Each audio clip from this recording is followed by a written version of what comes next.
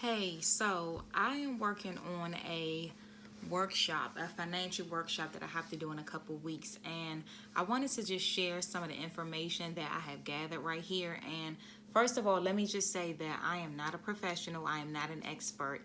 I just happen to be somebody who has made a lot of mistakes with my money. I'm still trying to get myself out of some of the trouble that I made some years back. I was the type of person who rather go shopping than to pay my bills, and I'm just being honest. I would go out when I was going out and clubbing. I would buy a new outfit every time it was time to go out because me and my friends didn't want to wear the same outfit because we knew that we would take pictures, and if we already took a picture in a certain outfit, we didn't want to wear it again. Just being real. So because of those poor decisions, when I was younger, I got myself into some financial trouble. Now, I just want to share a little bit of information that I have learned. So I've kind of become a student of finances over the past couple of years. So I've actually been helping myself and helping people around me to just kind of come out of their situations and just do better with their money. So one of the things that I was asked to talk about was multiple streams of income.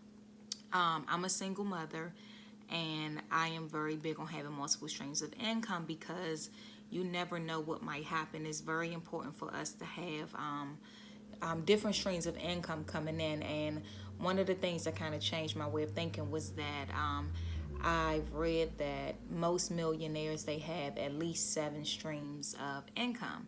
And 7 sounds like a lot, but when you have multiple streams of passive or residual income, it's not really as much as it may sound at first. And I'll get into that in a few minutes, but I'm just going to talk about 3 types of income. So there is linear income, portfolio income, which I'm not going to get too in depth about because I'm not a professional in that area, and then also residual or passive income. You may hit passive or you may hit residual. They're pretty much the same thing. So linear income is our jobs. So if you have a full-time job, you go to work every day, you have to do some work.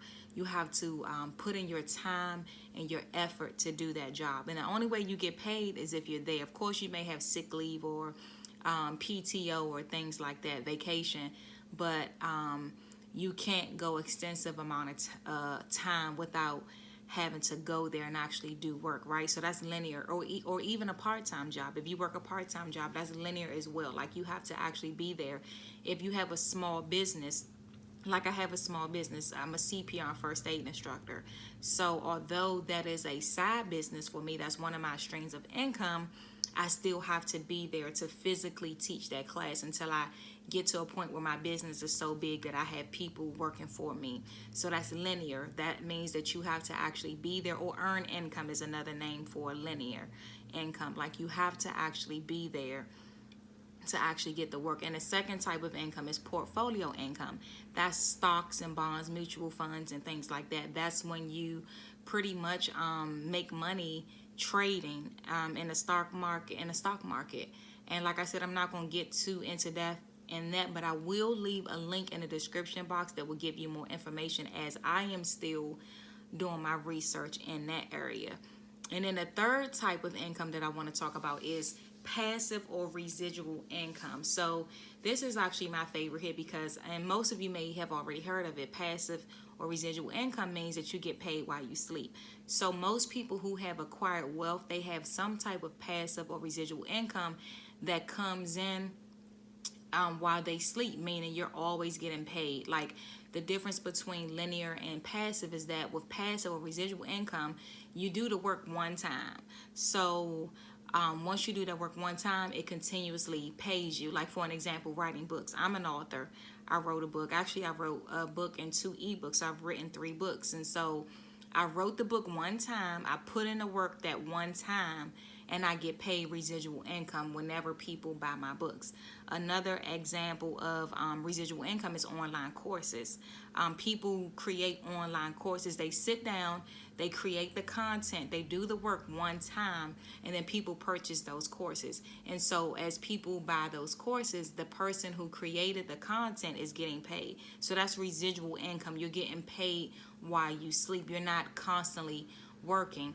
Another example of passive or residual income is dividends from stocks. So I mentioned stocks a little while ago when it came to portfolio income, but with stocks, you can actually hold on to a stock and you can get paid off dividends. I'm actually, like I said, I'm researching that area. I'm actually in a process. I'm about to invest into my first stock, and the best stock to buy. Well, I'm not going to go into the details about that, but I do know that you definitely want to have a to invest in a stock that pays dividends. Dividends are payments, residual payments that they pay you, and it could be small payments. The dividends may not necessarily be a big lump sum, but it is residual income, and those dollars or $2,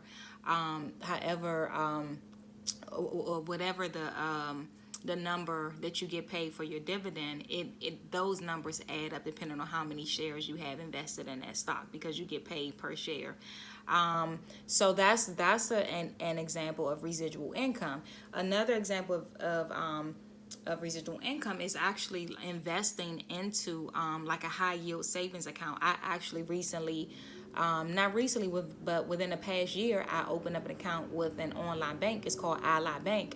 And what I love about it is that with online banks, they're not brick and mortar, so they don't have extra bills to pay. So they're able to pay us those higher savings, those higher interest rates on our savings accounts. So while my money is sitting there, every time I get paid, I have a certain amount going to that account, so that way it's building interest. And that's how I'm actually saving and investing at the same time. Because what's the point of saving if you're not investing? Because when you save, the money is just sitting there. In a traditional savings account, it may accrue 0.1, 0.2 in percent in interest, whereas in an online savings account where it's strictly online, you may get up to 2% interest back on that money. So, and the great thing about it is that you can't touch that money. You can touch it, but it takes longer. So if you're like me and struggle with impulse buying, you can't impulse buy with that online account because it actually takes 3 days. So that's called Ally, ALLY.com. And I will leave that link in the description box as well. And I actually was referred to that bank by the Budgetnista. I don't know if you guys are familiar with the Budgetnista. If you're not, you need to check her out on Facebook. And she is a financial, guru. She's been on the reel. She's amazing. Her academy, I joined her academy about a year ago, and it has changed my financial life. Like I said earlier in the video, I was very, very bad with my money. I would run through money, going shopping and just doing stupid stuff, going out to eat, things that I had food in the refrigerator and in the freezer. I didn't need to go out and buy, but like I said, I was just very irresponsible with my money. So I'll leave that, and I'll also leave in the description box that academy, Live Rich Academy. So another stream of income is real estate investment. Now, the difference between real estate investment, because most people, they automatically think flipping houses when you think real estate. So when you invest in real estate, when you flipping houses, you're pretty much you're buying a house, maybe fixing it up, and then you're selling it and making more money off of it, right? When you invest in real estate, you do invest into a property, but instead of just fixing it up and selling it, you actually rent it out so that you're getting that residual or passive income that I mentioned before. So you're constantly getting paid while you sleep. Your renters are paying you each month. So that's an example of residual income. And then you have vending machines. I'm sure all of us use vending machines while we're out. So vending machines, again, you do the work one time, because remember, passive residual income, you do the work one time, you invest in a vending machine, and whatever else goes into that, I'm not exactly sure, but there's something that I definitely want to look into in the future. But you invest at one time and do whatever work you need to do with that, and then you get paid residually for that. And of course, whatever the procedure is for restocking the machine.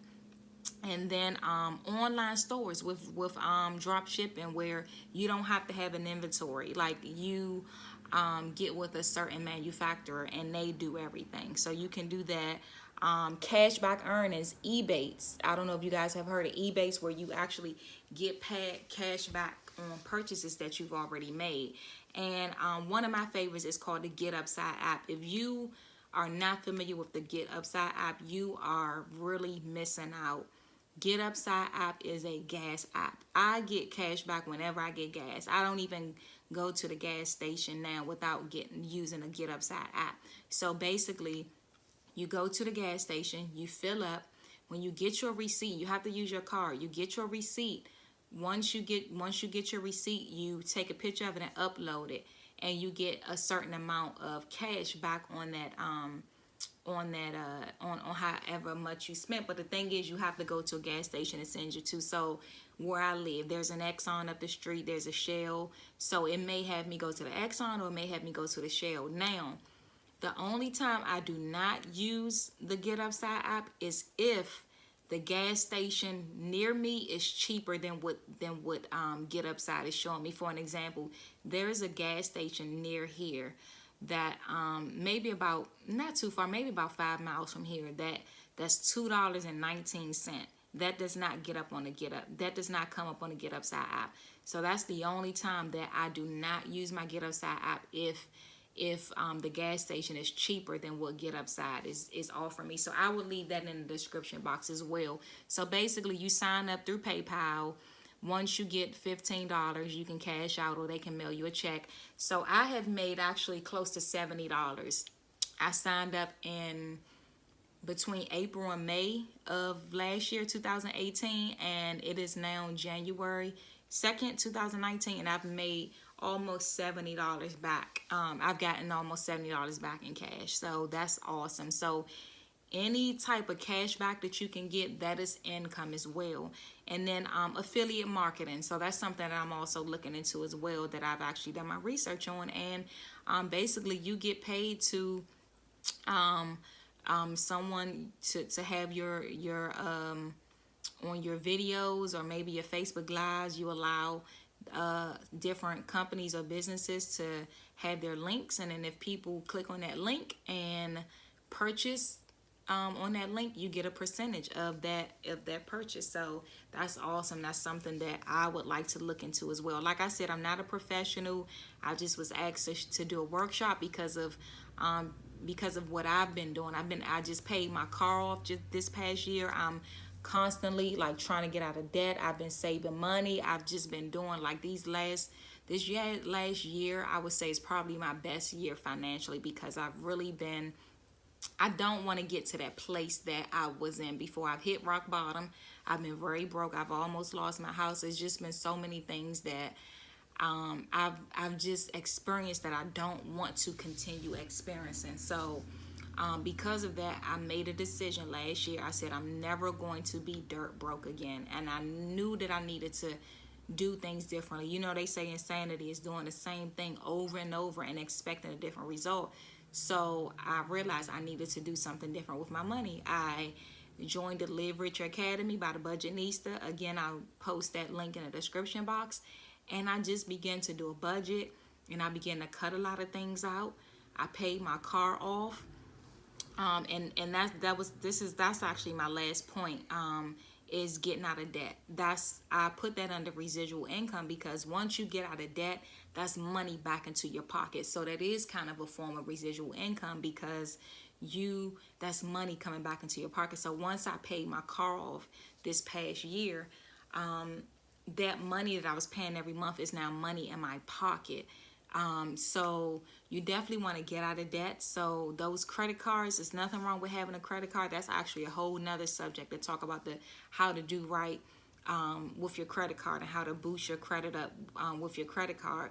But those cards that they try to get you with, Macy's, Victoria's Secret, New York and Company, when I'm in those stores, I'm like, no. It's before they can even get the words out to ask me if I want a car, my answer is no. I don't want any more debt. If I can't pay for it straight out, I don't want it. I don't need it. I don't want any more debt. Prayerfully, my car, I have an SUV. I drive a Toyota SUV. I'm literally planning on driving it until the wheels fall off. I do not want another car note. Prayerfully, when this car breaks down, I will have enough money to just buy a car in cash. And that's how I feel from now on, because you know the Bible does say that the borrower is actually slave to the lender. I don't want to be in bondage to anyone. That is the worst feeling, owing people. And I still have some more debt that I need to pay off, but that was like my debt that was just kind of like that thorn in my side that Paul talks about in the Bible. I felt like that car note. I needed to get rid of that car note so that I can do more things. So I hope that some of this information that I was able to share is helpful to you. If you have any questions, please feel free to email me or comment here. I will leave my email in the description box like I always do. But like I said, linear income is earned income. That's your job that you have to be in, requires your time and effort. Portfolio income, we didn't go really in depth about that. We can talk about that later. Passive residual, you earn while you sleep. You do the work one time and you continuously earn income from doing that work one time. So one other thing I wanted to share is this book here. It's called Your Money Counts. Now, this is a biblical guide to earning, spending, saving, investing, giving, and getting out of debt. This book actually, I read this book for the first time about 2 to 3 years ago, and it was the thing that really changed my mindset about money. I mean, it's a biblical guide, and one thing the authors point out is that the Bible talks about possessions and money over 2,000 times. They talk about money and possession more than anything, and so that kind of let me know how important money and possessions are to God. And it really changed my outlook on everything that I have, and just realizing that all of it is His anyway. Now, it took me a while. I didn't change my ways, my ways that I dealt with money right away, but this was like that seed that was planted, and it just kind of opened my eyes, and I started realizing that I was not being a good steward of my money, nor was I being a good steward of my possessions. So I do encourage you to look this up on Amazon. I will actually leave the link to this as well. It's actually a class that some churches offer. If they don't offer it in your class, you can always still get this book. The workbook is actually online as well, but this book alone will help you tremendously. Again, like I said, if you have any questions, feel free to inbox me, comment below. I will leave the links to everything that I talked about here. And there's one more website that I want to mention. It's called Bottom Up Wealth. Now, if you are interested in investing in stocks or wanting to learn, this lady, Alanya Kohlberg, she was a single mother on public assistance. She began investing in stocks, and she is making over 6 figures now. And I relate more to stories like that because, like I said, I'm a single mother. I have a 13-year-old daughter. And when I hear stories like that, it resonates with me because I feel like she was where I am now.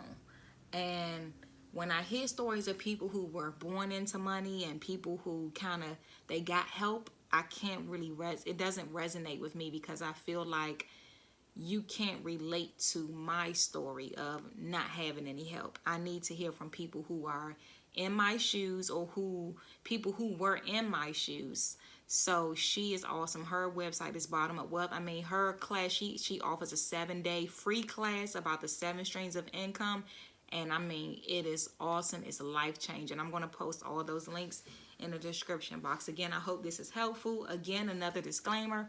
I am not a professional. I am not an expert. I am simply a single mother who got tired of the financial issues I found myself in, and I just wanted to make a change. And I'm passionate about helping other people. So I hope that this video was helpful to you and inspiring.